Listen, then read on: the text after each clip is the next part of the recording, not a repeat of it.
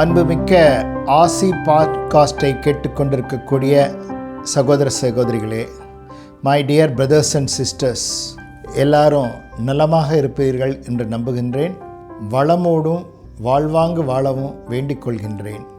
Attitude ஒருத்தருக்கு நல்லா இருந்துச்சு அப்படின்னு சொன்னால் அவங்க லைஃப்பை வீணாக போகிறதில்ல. அவங்க ஆட்டிடியூட், அதாவது ஒருத்தருக்கு உதவி செய்கிறோன்னா அதோடைய நோக்கம் என்ன, இன்டென்ஷன் என்ன, அது ரொம்ப முக்கியம். அதே போல் நம்ம வாழ்க்கையில் நமக்கு ஒரு டவுட்டோ ஒரு குழப்பமோ இருந்துச்சு அப்படின்னு சொன்னால் நம்ம அச்சீவ் பண்ணுறது கஷ்டமாயிடும். இப்போ சிங்கத்தை நம்ம காட்டுக்கு ராஜான்னு சொல்கிறோம். அதுக்கு காரணம் என்ன?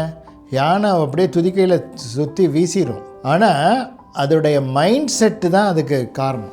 சிங்கம் நேராக யானையை பார்த்துச்சு அப்படின்னு சொன்னால் this is my lunch, this is my breakfast அப்படின்ற மாதிரி நினைக்கும். அவ்வளோதான், பெருசாக ஒன்றும் இது பண்ணிக்காது. ஆனால் யானைக்கு எப்படி இருக்குமா மனப்பாங்கு, திடீர்னு பாஞ்சு அடிச்சிருமோ அப்படின்ற மாதிரி யோசிக்குமா யானை. அதுதான் இந்த ஆட்டிடியூடு தான் முக்கியம். இந்த சீட்டா இருக்குது, நிறைய பெரிய வலிமை வாய்ந்த கொரில்லாலாம் இருக்குது. அதெல்லாம் ஒன்றும் சிங்கம் ஒன்றும் பண்ண முடியாது. ஆனால் இதுக்கு ஏன் ராஜான்னா இதுக்குன்னு சில இது இருக்குது, அதுக்குன்னு உள்ள கான்ஃபிடென்ட், அதுக்குன்னு உள்ள நிமிர்ந்த நடை, நேர்கொண்ட பார்வை அப்படின்லாம் சொல்லுவாங்க இல்லையா. அந்த மாதிரி நம்மளும் பாடி லாங்குவேஜை நல்லா ஆக்கிக்கணும், கான்ஃபிடென்ட்டாக இருக்கணும், எதையும் பார்த்து மிரளக்கூடாது, பதஷ்டம் அடையக்கூடாது, எதுனாலும் ஃபேஸ் பண்ணுறதுக்கு தைரியத்தை வளர்த்து கொள்ளணும். அப்படி இருக்கும்போது தொடர்ந்து அதே நேரத்தில் நம்ம என்ன பண்ணணும் அப்படின்னு பார்க்கும்போது gratitude is the greatest attitude. அந்த கிராட்டிடியூட் வேணும். ஏன்னா அப்போ தான் பணிவு வரும். நான் ஆட்டிடியூடு காட்டுறேன்னு சொல்லிவிட்டு அகங்காரம் தலைக்கு ஏறிடக்கூடாது. அதனால் அந்த கிராட்டிடியூடை நம்ம பெரியவங்க என்ன சொன்னாங்க, பக்தி யோகம் அப்படின்னு வச்சாங்க. டெய்லி இறைவனுக்கு நம்ம வணங்கி நன்றி சொல்லணும். அது நம்ம நல்லா யோசித்து பார்க்கணும். நம்ம யோசித்து பார்த்தோன்னா நம்மை தாங்கி பிடித்து வாழ வைத்து கொண்டிருக்கக்கூடிய பூமி தாய்க்கு அம்மா நன்றி நன்றி நன்றின்னு சொல்லணும். நீர் இல்லாமல் காற்று இல்லாமல் நம்ம வாழ முடியுமா? அதனால் நம்ம கிராட்டிடியூடை நம்ம வெளிப்படுத்தணும். அப்படி வெளிப்படுத்தக்கூடிய அந்த தன்மை இல்லை ஒருத்தருக்கு அப்படின்னு சொன்னால், நம்ம எவ்வளோ பெரிய அறிவாளியாக இருந்தாலும் சரி, எவ்வளோ பேர் நம்மளை பாராட்டினாலும் சரி, எங்கள் அப்பா சுத்த அறிவில்லாதவருங்க அப்படின்லாம் வார்த்தையெல்லாம் நம்ம பயன்படுத்தக்கூடாது. எங்கள் அப்பா அம்மா கிட்ட நல்ல ஒரு பக்குவமான உள்ளம் கிடையாது அப்படின்லாம் நம்ம, அவங்க தவறானவர்களாக இருந்தால் கூட அப்படி பேசக்கூடாது. வள்ளுவர் சொல்கிறாரு, அப்படி பேசுகிறவர்களுக்கு அவங்களுக்கு உய்வே கிடையாது. அவங்க நிறையா அந்த பாவ கர்மாவை சேர்த்துக்கிறாங்க. அவங்கள காப்பாற்றுறது கஷ்டம். என்னன்றி கொன்றார்க்கும் உய்வுண்டாம் உய்வில்லை, செய் நன்றி கொன்ற மகற்கு. ஒருத்தர் செஞ்ச நன்றியை நம்ம மறந்துட்டு தெரிஞ்சோம் அப்படின்னு சொன்னால் அவங்களுக்கு அது அந்த இதுக்கு பரிகாரமே கிடையாது. அதனால் நம்ம ஒருத்தர் செய்த நன்றியை எப்போதும் நினச்சி பார்க்கணும். இந்த உடலை நமக்கு கொடுத்தவங்க, மண்ணுலகத்தில் நம்ம தோன்ற காரணமாக இருந்தவங்க, அவங்க அறிவாளியாக இருந்தாலும் இல்லை அப்படின்னு சொன்னாலும் அவர்கள் வணங்கப்பட வேண்டியவர்கள். அந்த நன்றியை கொன்றவர்களாக நம்ம இருந்தோம் அப்படின்னு சொன்னால் நமக்கு அதிலிருந்து விடுபடுறதுக்கு வாய்ப்பே இல்லாமல் போயிடும். துன்பத்திலேருந்து விடுபடுறதுக்கு வாய்ப்பே இல்லாமல் போயிடும். அதனால் நாம் என்ன பண்ணணும் அப்படின்னு சொன்னால், நம்ம எக்ஸ்ட்ராடினரி கரேஜோடு இருக்கணும். அதே நேரத்தில் அகங்காரம் தலைக்கு ஏறிடக்கூடாது. பல பேருடைய உழைப்பில் நம்ம உணவு உட்கொண்டுக்கிட்டு இருக்கோம், உடை உடுத்தி கொண்டு இருக்கின்றோம், வாழ்ந்து கொண்டு இருக்கிறோம்.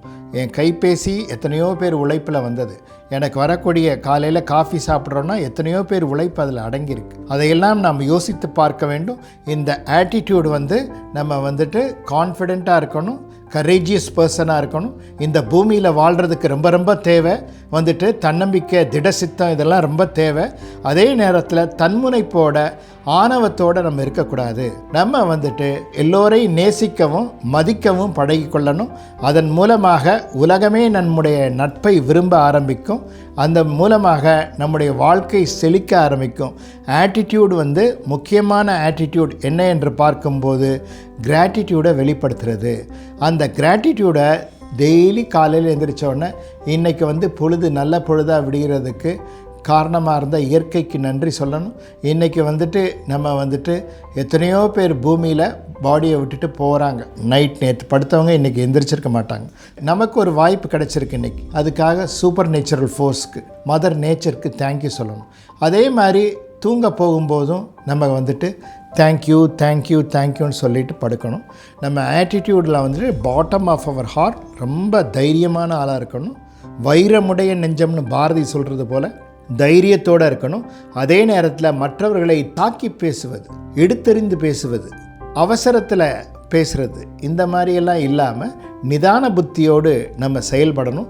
அதுக்காக நம்ம தினமும் நாம் சுயசோதனை செய்துட்டு நமக்கு யாராவது ஏதாவது நல்லது செஞ்சுருப்பாங்க. ஒவ்வொரு நாளும் நமக்கு காலையில் டிஃபன் எடுத்து வச்சவங்களாக இருக்கலாம், டிஃபனை பரிமாறினவங்களாக இருக்கலாம், அல்லது ட்ரெஸ்ஸை அயன் பண்ணவங்களாக இருக்கலாம்.